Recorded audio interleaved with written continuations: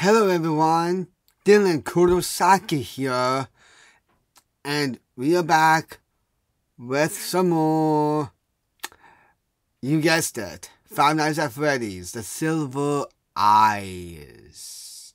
I stare deeply into your soul. Okay, let's do this.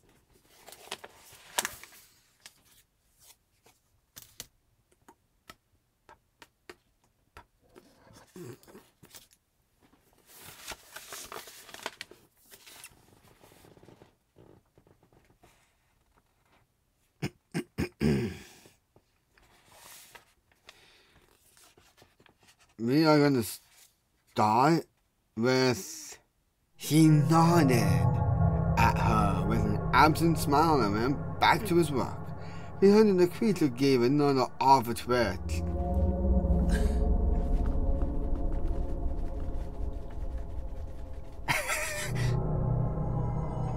And his eyes still burned.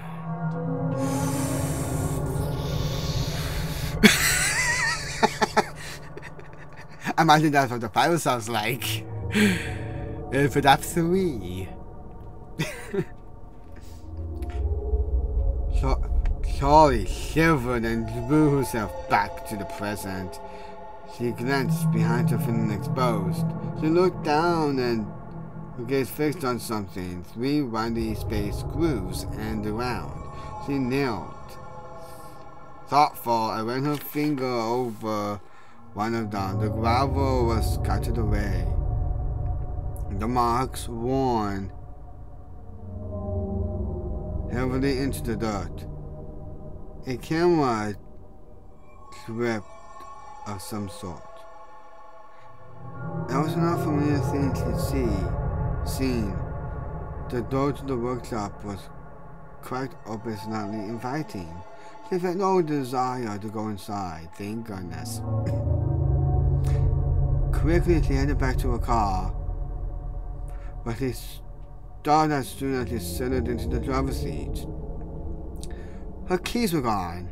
Dun, dun, dun!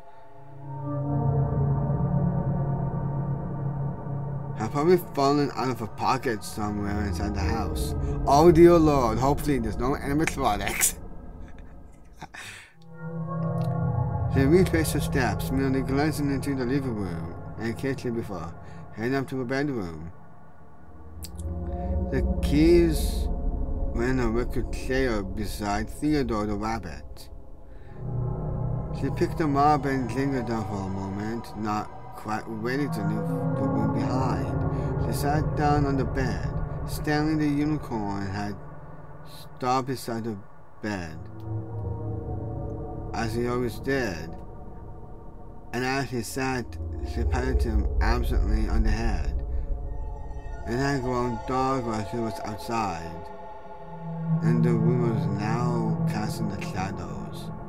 Hopefully no nightmare animatronics are there. Oh dear Lord. That would be her darkest desire. Okay.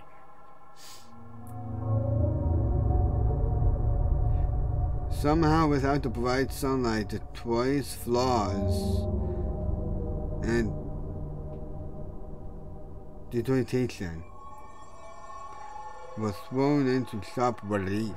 Theodore's eyes no longer shone, and his thin fur was and hanging ear made him look like a sickly vagabond. When she looked down at Stanley, the rust around his eyes made him look like hollow sockets, and his bared teeth. Oh, bared teeth. Oh, okay, so Theodore is based on Nightmare Bonnie. Okay. That would make sense. Because of the barred teeth. Yes. Sorry. Alright. Which he had thought out of a smile became the awful knowing grin of a skull. Charlie stood up, careful not to touch him, or he might get spring locked. Yes. And hurried towards the door. On the fur caught on the wheel beside the bed, she slipped onto the tracks. Ow. Uh-oh, this is bad. This is not good. And fell sprawling on the floor. There was a whir of spinning metal as she raised her head.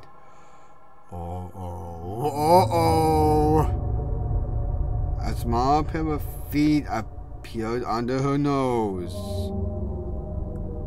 clad in shiny painted leather. She looked up.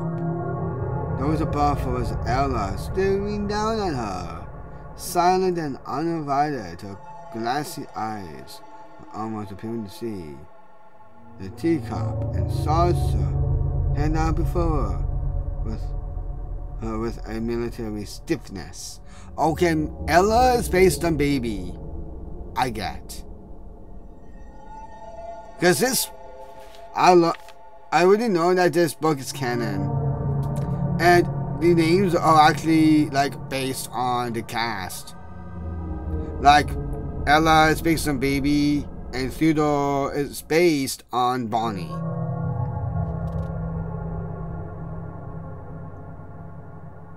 As Charlie went, Ella retreated into her closet, almost matching her pace. Charlie hurried down the stairs, seeking urgency to get away. In the car, she fumbled the key 3 times before sliding into place. She backed out too fast of the driveway, running recklessly over the grass in the front yard, and sped away. Well, yeah, she was scared of the animatronics. Yeah.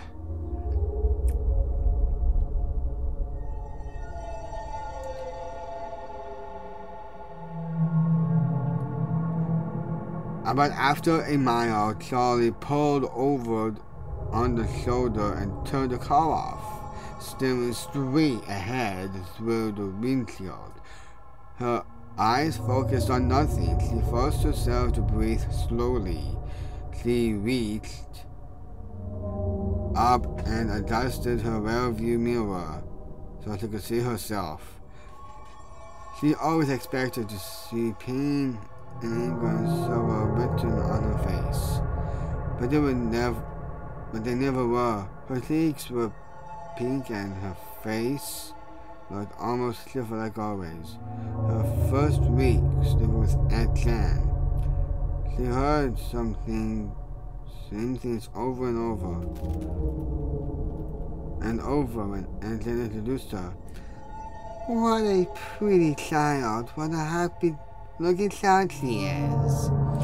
Charlie always looked like she was about to smile, but her brown eyes, wide and sparkling, her thin mouth ready to curve up. Even when she wanted to sob, her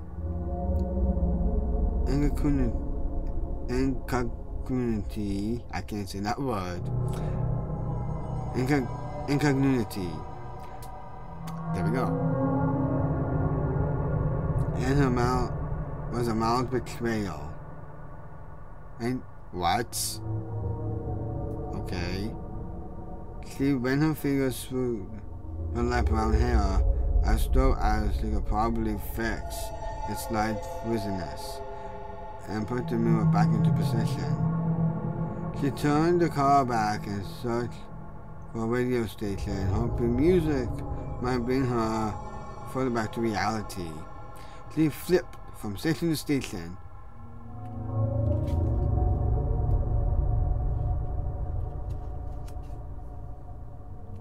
And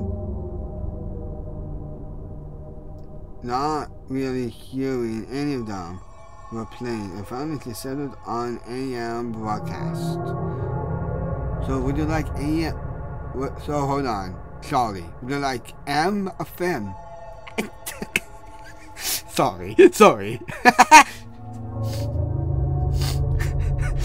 guys. and the host seemed to be yelling continuously at the audience. He had no idea what he was talking about. But the brass annoying sound was enough to draw her back into the present. The clock in the car was always wrong, so she checked her watch. It was almost time to meet her friends at the diner they had chosen in the center of town. Let me guess, it's Freddy Fazbear's diner. Yes! Okay. Sorry, I'm trying to position my hand. Slowly pulled back onto the road and drove, letting the sound of the angry radio host soothe her mind. When she reached the restaurant, Charlie pulled into the lot and stopped, but did not park. The front of the diner had a longer picture window all across it. She could see right inside. Come in.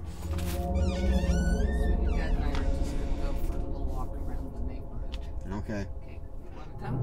I'm good.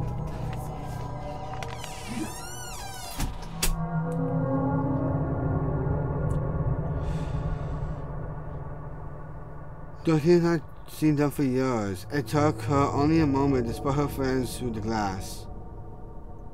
Jessica was the easiest to pick up from the crowd. She always enclosed pictures with her letters.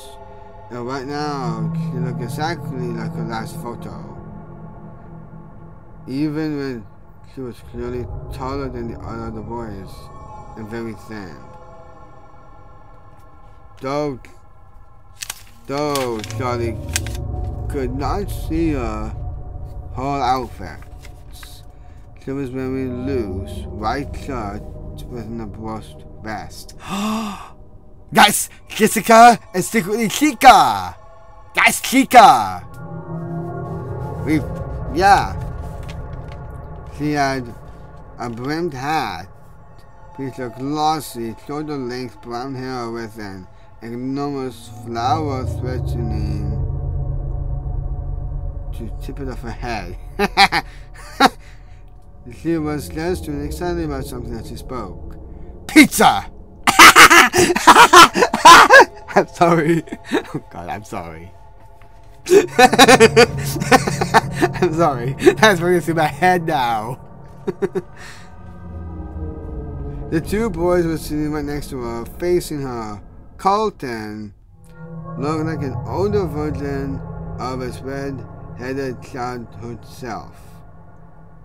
He's Foxy! He's Foxy! Colton is Foxy in the book. Or maybe these are the actual names, because we didn't even know the names of the kids. Except the crying child, who's now named Chris.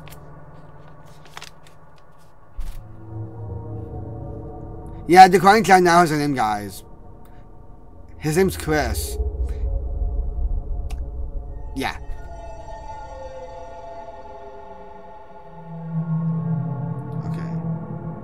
He still had a baby face. Ugh. Heh. He still had a bit of a baby face, but his features had refined. His hair was carefully tousled and held in place by some economical hair product. Yeah, that's definitely Foxy. Mr. Sly Fox. Ding ding ding ding. Okay. Dum dum dum dum dum. Okay. He was pretty for a boy. Oh, Charlie! Charlie, come down.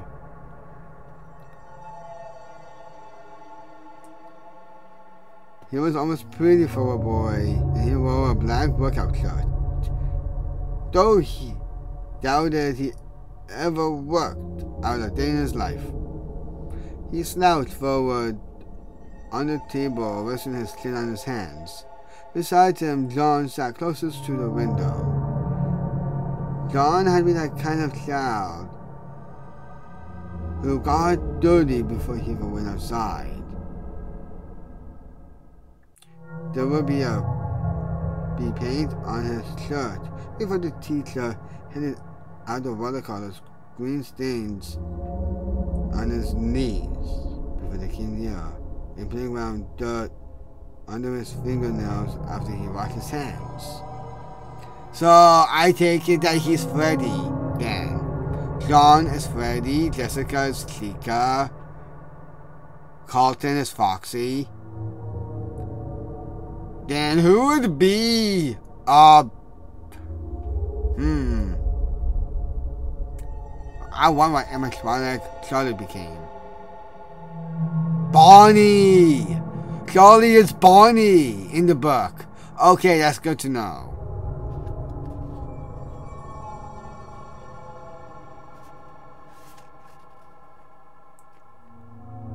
Charlie knew it was him.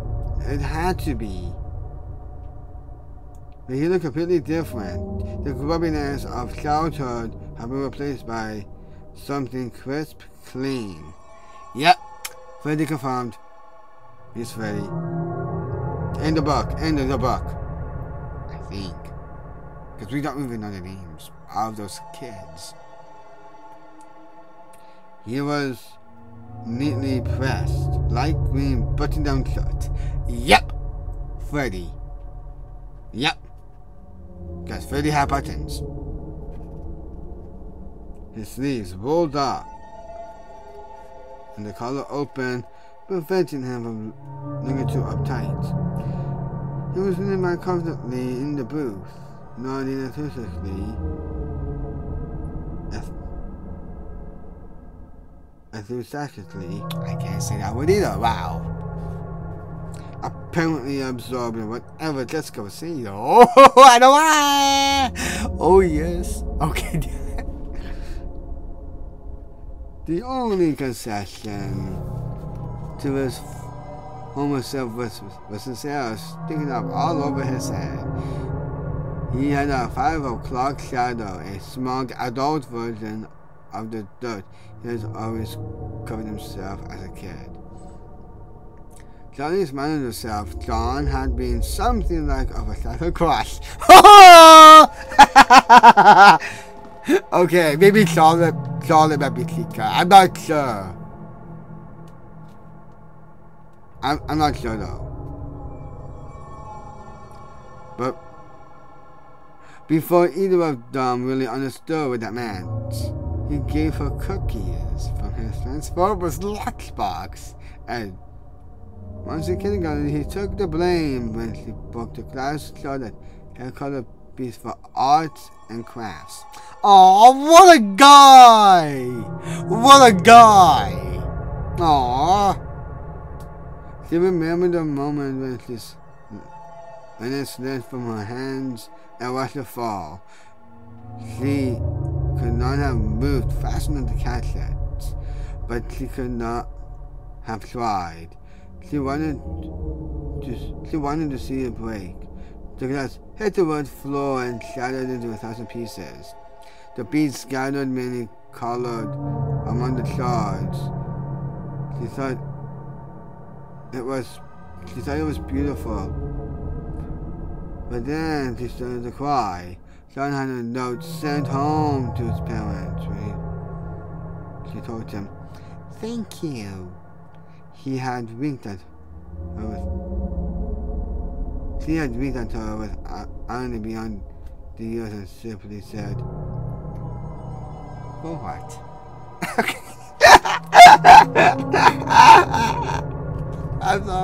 I'm sorry.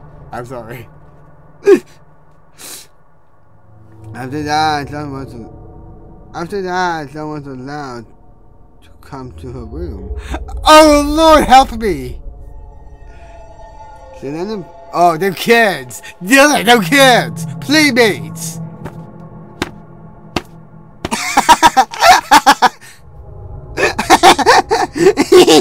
Okay. Dear God, Dylan, get some help. After that, Dylan was allowed to come to her room. She let him play with Stanley and Theodore, watching anxiously the first time he learned to press the buttons that make him move. She would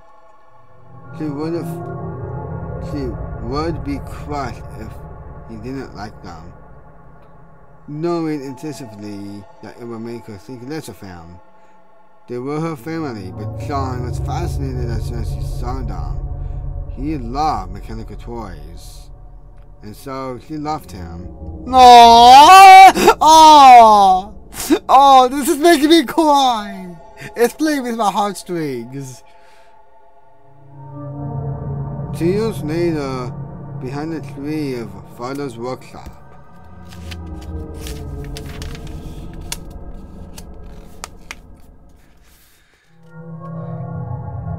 She almost let him kiss her. Ooh!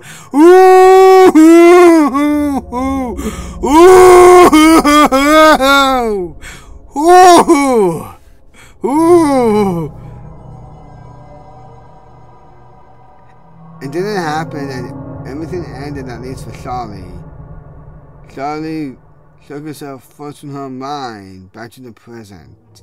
Looking again at Jessica's polished appearance, she glanced down at her purple t-shirt, denim jacket, black jeans, and combat boots. Oh, could she be Bingo? That would make sense. I felt like she had a good choice this morning, but now she had chosen something else.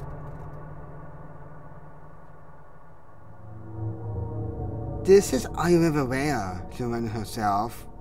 She parked and locked the car behind her, though the people in Hurricane did not usually lock their cars. Of course. Then she went to the diner to meet her friends for the first time in 10 years. And that's where we're gonna end. For now. But man, that was crazy action. Crazy action. Especially with Charlie and John. Yes. Anyways, guys, I hope you enjoyed this part of the Silver Eyes. And if you want to see some more, you know what to do. Astro blast that like button.